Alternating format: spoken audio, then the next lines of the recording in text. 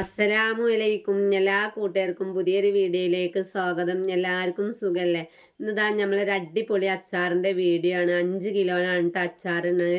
ഇത് ഗൾഫിക്ക് കൊടുത്തയക്കാനുള്ളതാ. ഇതിൻ്റെ മുന്നും ഒരുപാട് അച്ചാർ നമ്മളിത് ഗൾഫിലെത്തിയിട്ടുണ്ട്. നല്ല നല്ല അഭിപ്രായങ്ങളൊക്കെ കിട്ടിയിട്ടുണ്ട്. അപ്പോൾ ഇതാ വീഡിയോ നിങ്ങളെല്ലാവരും ഒന്ന് സ്കിപ്പ് ചെയ്യാതെ കാണുക. കണ്ടിട്ട് ഇഷ്ടപ്പെടുകയാണെങ്കിൽ മറക്കാതെ ലൈക്ക് ചെയ്യണം കേട്ടോ. വീഡിയോക്ക് ലൈക്ക് വളരെ വളരെ കുറവാണ്. ലൈക്ക് ഉണ്ടെങ്കിലേ നമ്മളെ വീഡിയോ എല്ലാവരും മുന്നിലേക്ക് എത്തിപ്പെടുള്ളൂ.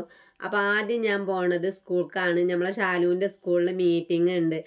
വണ്ടി മീറ്റിംഗ് ആട്ടോ. ഓന് വണ്ടിക്കാണ് പോണത്. അപ്പോൾ അതിൻ്റെ ഫീസും കാര്യങ്ങളൊക്കെ പറഞ്ഞു തരാനും. അപ്പോൾ പോവാതിരിക്കാൻ പറ്റൂല. ഞാൻ പോണില്ല വെച്ചിട്ടായിരുന്നു. ബാബു ഏതായാലും പെരയിലുണ്ട്. അപ്പോൾ പോകാൻ പറഞ്ഞപ്പോൾ നമുക്ക് ഒരുമിച്ച് അങ്ങോട്ട് പോവാം, അത് കഴിഞ്ഞിട്ട് അങ്ങനെ പോവാന്ന് പറഞ്ഞുങ്ങാണ്ട് മീറ്റിങ്ങൊക്കെ കഴിഞ്ഞുങ്ങാണ്ട് നമ്മളിത് അവിടെ എത്തിയിട്ടുണ്ട്. അപ്പോൾ ഇത് മാങ്ങയും മാങ്ങഞ്ചിയും പാടെ നുറുക്കിങ്ങാണ്ട് സുർക്കയിലിട്ട് വെച്ചതായിരുന്നു. കാരണം എന്താ വെച്ചാൽ നമ്മളെ മാങ്ങഞ്ചിക്ക് നല്ലൊരു കട്ട് ഉണ്ടല്ലോ. അപ്പോൾ ആ കട്ട് പോവാൻ വേണ്ടിങ്ങാണ്ട് 2 ദിവസം സുർക്കയിലിട്ടിട്ടുണ്ടെങ്കിൽ ആ കട്ടൊക്കെ പോയി കിട്ടും. അപ്പോൾ അതങ്ങനെ അവിടെ വെച്ചിട്ടുണ്ട്. അതിൻ്റെ ശേഷം എന്താ നെല്ലിക്കൊന്ന് നീളത്തിൽ ഇങ്ങനെ മുറിച്ചിട്ടേക്കായിരുന്നു. അപ്പോൾ എനിക്കതൊരിത് തോന്നിയില്ല. അങ്ങനെ ഞാൻ ചെറുതാക്കി നുറുക്കി വെച്ചിട്ടുണ്ട്. അപ്പം ഇനി ഇതെല്ലാതും പാടെ കൂട്ടിങ്ങാണ്ടാണ് അച്ചാറുള്ളത്. ഇതിൻ്റെ മുന്നേ ഞാൻ വെളുത്തുള്ളി അച്ചാർ, മാങ്ങ അച്ചാർ, നാരങ്ങ അച്ചാറൊക്കെ ഉണ്ടായിങ്ങാണ്ട് ഗൾഫിക്ക് കൊടുത്തയച്ചിരുന്നു കേട്ടോ. അപ്പോൾ അത് എല്ലാതും കഴിഞ്ഞങ്ങാണ്ട് നമ്മൾ ആ സുർക്കയിൽ ഊറ്റി വെച്ചിട്ടുണ്ട്. മാങ്ങയും മാങ്ങഞ്ചിയും അതിൻ്റെ വെള്ളമൊക്കെ ഊറ്റി വെച്ചിട്ട് ആ സുർക്കയുടെ വെള്ളമൊന്നും കളഞ്ഞിട്ടില്ല, അവിടെ തന്നെ ഇരിക്കുന്നുണ്ട്. അതൊക്കെ നമുക്ക് ആവശ്യമുണ്ട്. അതിൻ്റെ ശേഷം ആ നെല്ലിക്കൊക്കെ നല്ല ചെറുതായി നുറുക്കി വെച്ചിട്ടുണ്ട്.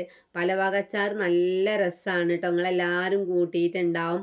അപ്പോൾ എല്ലാതും അടുക്കളയിൽ കൊടുന്ന് വെച്ചിട്ടുണ്ട്. അപ്പം നമ്മൾ ഈ അടുക്കള നിങ്ങൾക്കൊക്കെ പരിചയമുള്ളത് തന്നെ ആകും. ഇളയച്ചൻ്റെ പെരയിലാണ്. അപ്പോൾ ഒക്കെ ഇത് അടുക്കളയൊക്കെ കൊടുന്ന് വെച്ചിട്ടുണ്ട്. സുർക്കയുടെ വെള്ളമാണ് കേട്ടോ അത്. പിന്നെ ആ നെല്ലിക്ക കഴുകിങ്ങാണ്ട് ഇവിടെ വെച്ചിട്ട് ഇഞ്ചിയും വെളുത്തുള്ളിയും ഒരുപാട് ചതച്ച് വെച്ചിട്ടുണ്ട്.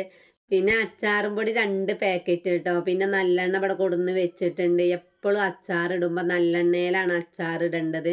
അതാണ് രസം. പിന്നെ ഒരുപാട് കാലം നീണ്ട് നിൽക്കും ചെയ്യും. പിന്നെ കാശ്മീർ മുളക് പൊടിയാണ്, അതൊരു കളറിന് വാണ്ടിങ്ങാണ്ട്.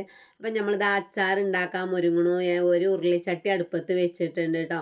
നമ്മൾ വലിയ പാത്രം ആയിക്കോട്ടെ വെച്ചിട്ടാണ് ഇങ്ങനെ വെച്ചിക്കണത്. അപ്പോൾ ആ എണ്ണ ഫുള്ള് ഇതിലേക്ക് ഒഴിച്ചതിൻ്റെ ശേഷം നമുക്ക് ലേശം കടുക് ഇട്ട് കൊടുക്കുക. അപ്പം ഞാനൊരു അടപ്പ് കടുക് ഇട്ട് കൊടുത്തിട്ടുണ്ട്. അത് നല്ല അങ്ങോട്ട് പൊട്ടിപ്പൊരിയുമ്പോൾ ഒരു 1/4 സ്പൂണ് ഉലുവ ഇട്ട് കൊടുത്തിട്ടുണ്ട് കേട്ടോ. അത് കായപ്പൊടി ഇല്ല, അതിന് പകരമാണ് ഉലുവ ഇട്ട് കൊടുക്കുന്നത്. ഉലുവ ഇട്ട് കൊടുത്താൽ കരിയാതെ നോക്കട്ടെ. ഉലുവ എളുപ്പം കരിയും. അപ്പോൾ ആ കരിയണതിൻ്റെ മുന്നേ നമ്മൾ ഇഞ്ചിയും വെളുത്തുള്ളി ഇട്ട് കൊടുത്തിട്ടുണ്ട്.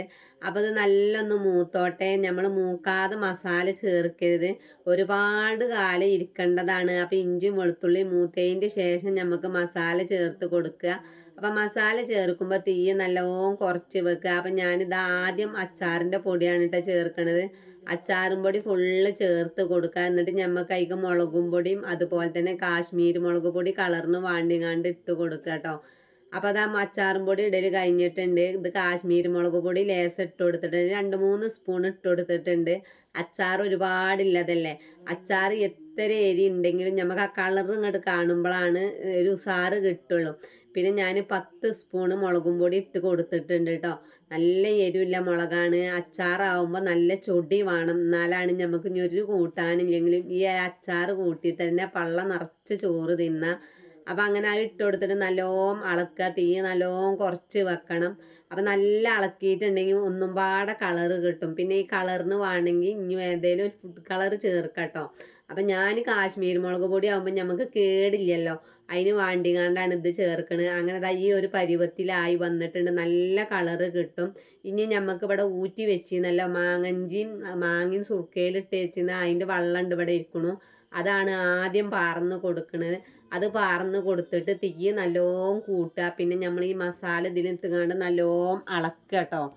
കട്ട കുത്താതെ നോക്കുക. നല്ല അളക്കിങ്ങാണ്ട് വെല്ല അളക്കിങ്ങാണ്ട് ആ കട്ടയൊക്കെ ആയത് നല്ല ഉടച്ചതിൻ്റെ ശേഷം നമുക്ക് എന്ത് ചെയ്യുക, അതിക്ക് നമുക്ക് ആദ്യം നെല്ലിക്കയാണ് ഇട്ട് കൊടുക്കേണ്ടത്. അപ്പം നെല്ലിക്ക ഇട്ട് കൊടുത്തിട്ട് കുറച്ച് കഴിഞ്ഞതിൻ്റെ ശേഷമാണ് നമുക്ക് മാങ്ങയും നുറുക്കിയത് ഇട്ട് കൊടുക്കാൻ. അപ്പോൾ അത് കണ്ടില്ല നിങ്ങൾ, നല്ല കളറുണ്ട്. നല്ല മുളകും പൊടിയൊക്കെ ചേർത്തിട്ടുണ്ട്. പച്ചമുളക് ചേർക്കണില്ല കേട്ടോ. അപ്പോൾ ചെറുതായി ഇങ്ങനെ പൊളയം വരുമ്പോൾ തന്നെ നമ്മൾ നെല്ലിക്ക ഇട്ട് കൊടുക്കുക. വല്ലാതെ തിളക്കാൻ നിൽക്കരുത്. ഇനി നെല്ലിക്ക ഇട്ട് കൊടുത്തതിൻ്റെ ശേഷം ഒരു 2-3-4 മിനിറ്റ് ഇത് കടന്ന് ഈ മസാല കടന്ന് ഒന്നും ഇങ്ങോട്ട് ശരിയായിക്കോട്ടെ. കാരണം മാങ്ങയും നമ്മൾ ഒന്ന് സുറുക്കി ഇപ്പൊക്കെ ഇട്ട് വെച്ചതല്ലേ. അപ്പം നെല്ലിക്കയും ആവുമ്പാടും ഇങ്ങോട്ട് ഒരുമിച്ചാവണം എന്നുണ്ടെങ്കിൽ ആദ്യം നെല്ലിക്ക ഇട്ട് കൊടുത്തിട്ട് തീ കുറച്ച് വെച്ചിരിക്കുകയാണ്. ഞാനൊരു 5 മിനിറ്റ് വെച്ചിട്ടുണ്ട്. മൂടിയൊന്നും വെക്കണില്ല, ഇതിൻ്റെ അടുത്ത് തന്നെ നിൽക്കണുണ്ട്. വല്ലാതെ നെല്ലിക്ക വേവാനും പറ്റൂല. ഒരു കടുകടേനെ കടിച്ചുമ്പോഴാണ് ആ അച്ചാറ് ഉഷാറ് കിട്ടുള്ളൂ. പിന്നെ മാങ്ങയും സുർക്കയിലിട്ടുകൊണ്ട് അത് വെന്തമായിരുന്നു ആവൂലല്ലോ. അങ്ങനെ അത് ഇങ്ങനെ ഇളക്കിങ്ങാണ്ടിരിക്കുക. 2-3-4 ഇളക്കിയതാ ചെറുതായി ഒരു തള വരുന്നുണ്ട്. അപ്പം അതിനൊരു കഷ്ണം കടിച്ചു നോക്കുമ്പോൾ വെന്തിട്ടില്ല കേട്ടോ. ഒരു ഹാഫ് വേവാവണം. അതിൻ്റെ ശേഷമാണ് നമുക്ക് മാങ്ങയും നുറുക്കിയതൊക്കെ ഇട്ട് കൊടുക്കാൻ. പിന്നെ ഞാൻ നെല്ലിക്കേക്കില്ലൊരു ഉപ്പ് മാത്രമേ ഇടുന്നുള്ളൂ.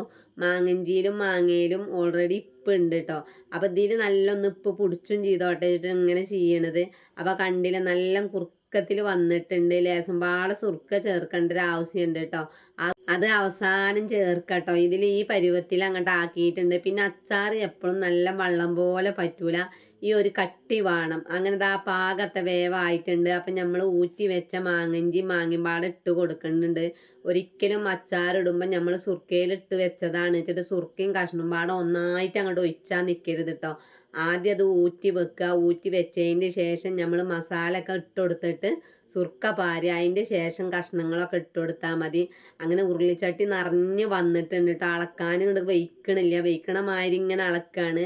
ഇതിനെക്കാട്ടും വലിയൊരു പാത്രം ഇവിടെ ഇല്ലേനും. അങ്ങനെ തീ നല്ല കുറച്ച് വെച്ചിട്ട് വേണം നമ്മളിതൊക്കെ ഇളക്കി കൊടുക്കാൻ. അല്ലെങ്കിൽ ഇതൊക്കെ എളുപ്പം അടി പിടിച്ചിട്ടോ. എപ്പോൾ അച്ചാറിടുമ്പോഴും നിങ്ങളൊക്കെ വലിയൊരു പാത്രം എടുത്തോണ്ട് നമ്മളെ പാത്രം തന്നെ ചെറുതായിട്ടോ.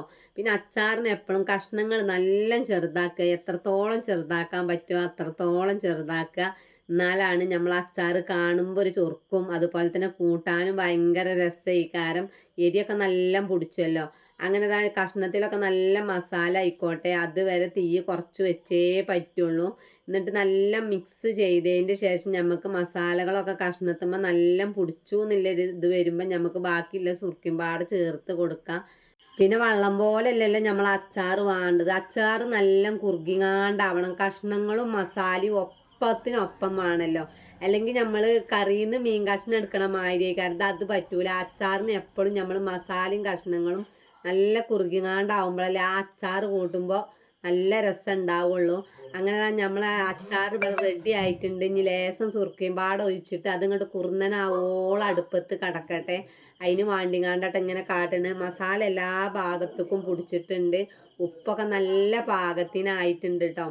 അപ്പോൾ ഞാൻ സുർക്ക ഒഴിച്ചത് ഇതിനൊരു 3/4 കുപ്പി ഞാൻ അതിൽ ഒഴിച്ചിട്ടുണ്ട്. നെല്ലിക്കയിൽ നല്ല സുർക്ക പൊടിച്ചാനുണ്ട്.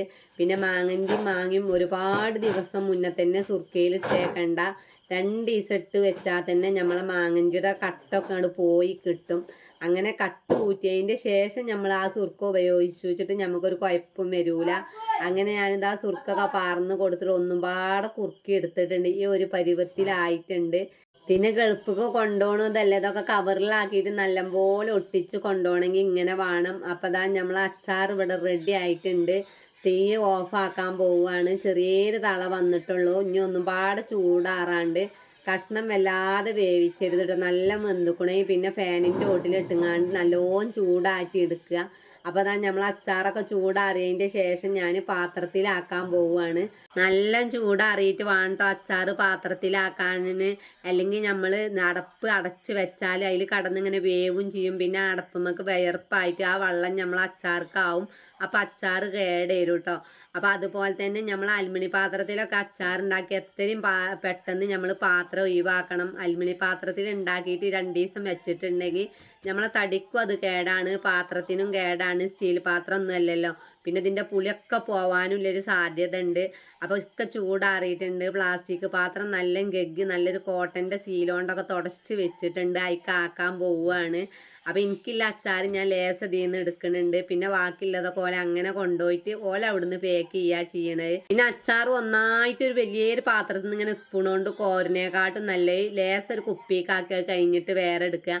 അങ്ങനെ ഓൽക്ക് കൊണ്ടുപോകാനുള്ളത് ഈ പാത്രത്തിലാക്കിയിട്ടുണ്ട്. എനിക്കുള്ളത് ഈ തൂക്കാത്രത്തിലും ആക്കിയിട്ടുണ്ട്. അപ്പം ഇന്നത്തെ വീഡിയോ ഇത്രയൊക്കെയാണുള്ളൂ. അപ്പോൾ എല്ലാവരും മറക്കാതെ നമ്മളെ വീഡിയോക്ക് ലൈക്ക് ചെയ്യണം, സബ്സ്ക്രൈബ് ചെയ്യണം. അസ്സലാമു അലൈക്കും.